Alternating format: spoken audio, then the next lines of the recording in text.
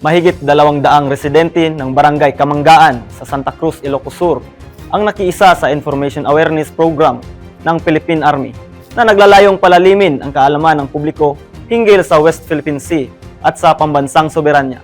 Ulat ni Arch Carrasco Jr.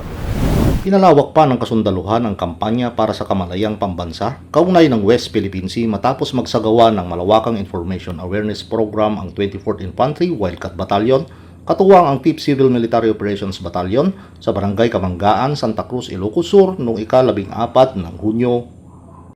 Mahigit 200 residente, kabataan, mga opisyalis ng barangay at kinatawan ng iba't ibang sektor ang nakiisa sa programa na naglalayong palilimin ang pag-unawa ng mamamayan sa kahalagahan ng West Philippine Sea bilang mahalagang bahagi ng teritoryo, soberenya at eksklusibong zonang pang-ekonomiya ng Pilipinas.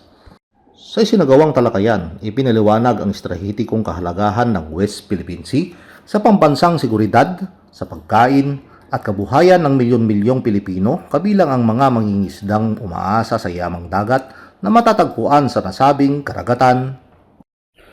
Binigyang diin ng mga tagapagsalita ang kahalagahan ng pagkakaroon ng sapat na kaalaman at tamang impormasyon upang higit na mapalakas ang partisipasyon ng mga mamamayan sa pagsulong ng pambansang interes at pagpapanatili ng pagkakaisa sa usaping may kinalaman sa soberenya ng bansa.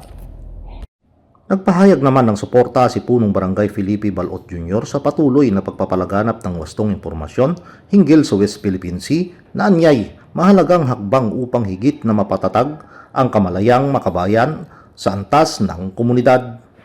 Panggap dati lecture mga daron kami sa barangay. Manamong kami nga kami susuporta.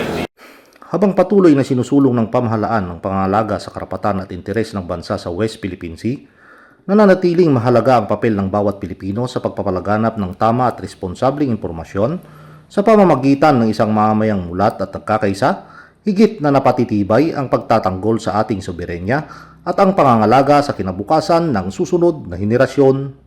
Mula dito sa lalawigan ng Ilocos Sur, ako si Art Carrasco Jr. ang inyong pamilyang kaugnay para sa matatag na hubong katihan ng Pilipinas.